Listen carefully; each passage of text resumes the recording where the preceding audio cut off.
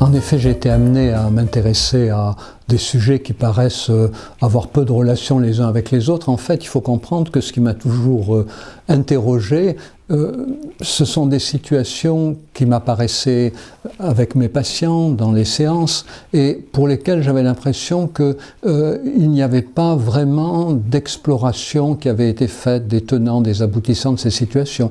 Donc c'est comme ça que j'ai été amené à m'intéresser très tôt à la honte, parce que c'était un impensé majeur quand même des sciences humaines, et puis au secret de famille, voilà un autre impensé. Quand j'ai proposé mon premier livre sur le secret de famille, l'éditeur a dit ça n'intéressera personne, voilà, pour vous dire.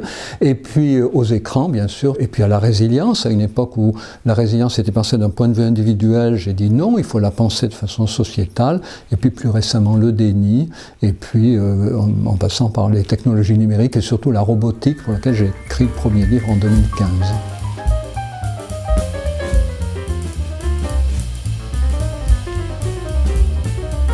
J'ai jamais consacré spécifiquement un travail aux personnes âgées, mais j'ai quand même toujours eu à l'idée ce qu'elles pouvaient faire par rapport aux questions que j'ai abordées.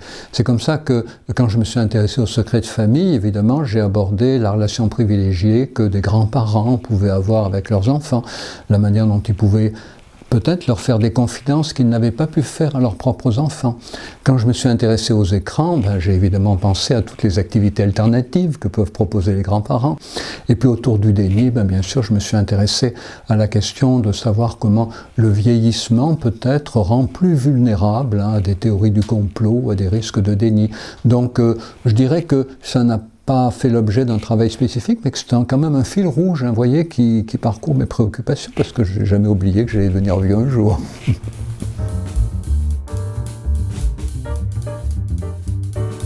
Pour bien comprendre le déni, il faut avoir à l'esprit que c'est une croyance qu'on oppose à la réalité. C'est pas seulement un mensonge qu'on fait aux autres, c'est un mensonge qu'on cherche à se faire à soi-même. Ça nécessite beaucoup d'énergie, beaucoup de conviction. Et alors, on n'y bascule pas du jour au lendemain, il y a des étapes. La première étape, c'est qu'il y a quelque chose dont on n'a pas envie de parler, qu'on n'a pas envie de voir. Et puis, comme la réalité revient, on va chercher des arguments pour se convaincre que ce qu'on a vu, que ce qu'on a entendu, c'est pas important.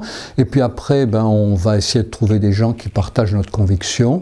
Et puis, on va éventuellement adhérer à une théorie du complot qui va intégrer notre déni dans une croyance beaucoup plus large, une explication qui, en général, se réduit à la chose suivante. Il y a quelqu'un derrière qui tire les ficelles, voilà. Et puis, stade ultime, on va devenir un militant de la cause qu'on veut défendre, du déni qu'on veut défendre.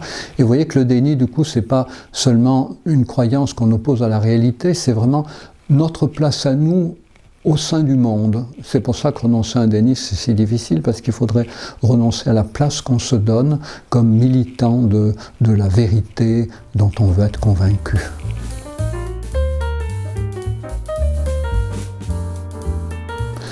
Plus on vieillit et plus on a tendance à prendre des habitudes. Donc on va s'enfermer dans des habitudes, dans des rituels, et on va y perdre en plasticité psychique, c'est-à-dire la capacité d'accepter l'imprévu, d'accepter la multiplicité des points de vue, de changer d'idée autour des choses.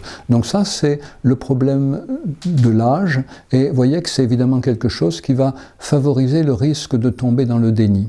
Mais en revanche, l'âge donne aussi une certaine sagesse, c'est-à-dire accepter la fragilité, accepter de ne pas être parfait, accepter de renoncer à l'idéal. Et ça peut aussi donner une force pour refuser certains dénis.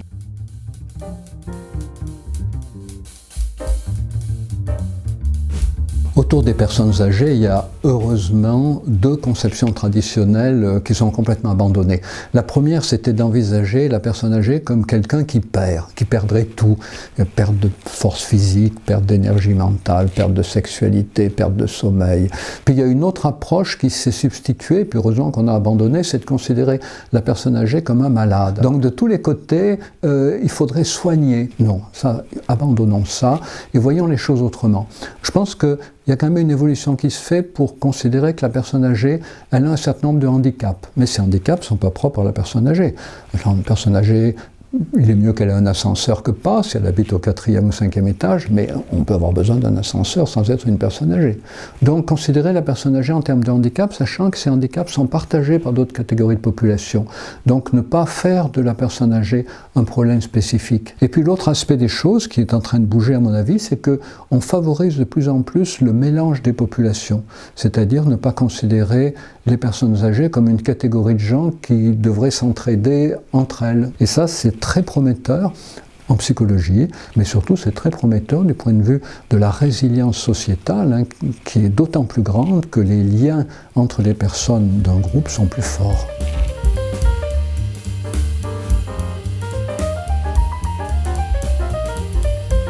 Alors vous savez, il y a un conseil que je donne toujours aux adolescents, faites-vous confiance. Les vieux, pareil. Faites-vous confiance. Vous savez, on dit des fois, finalement, le problème, c'est pas d'être vieux, c'est de penser qu'on est vieux. Faites-vous confiance. Et je pense que ce qui est important, c'est aussi justement pour les vieux d'aller vers les jeunes. Enrichissez votre point de vue de personnes âgées par le point de vue de gens qui grandissent dans une culture différente, qui ont un âge différent de vous. Et puis revenez vers les personnes âgées de votre groupe et tenez-les informées de tout ce qu'elles vont gagner à aller elles-mêmes vers des jeunes.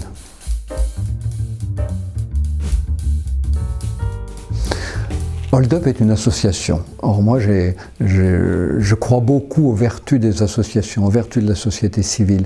Et ce qui me plaît bien à Hold Up, c'est qu'effectivement, on part des vieux, qui sont, c'est vrai, très peu écoutés. Et donc l'idée, c'est que on va essayer de penser les choses autrement pour nous, mais sans pour autant faire du lobbying, sans pour autant dire taratata, taratata, on arrive, on est les vieux, vous allez voir un peu. Non, l'idée c'est que on va travailler avec d'autres, par exemple autour du handicap, hein, ou autour de la mixité, des jeunes, des vieux, des appartements collectifs peut-être. Et il y a une marge d'auto-organisation beaucoup plus grande que ce que les gens pensent, et je suis heureux que Hold Up porte cela dans cette catégorie de population qui sont les vieux, parce que c'est pas parce qu'ils sont vieux qu'ils ont moins de capacité d'initiative, qu'ils ont moins de capacité de solidarité. Donc il faut vraiment les encourager à avoir le courage de prendre la parole, de se manifester et de tisser des liens partout où c'est possible.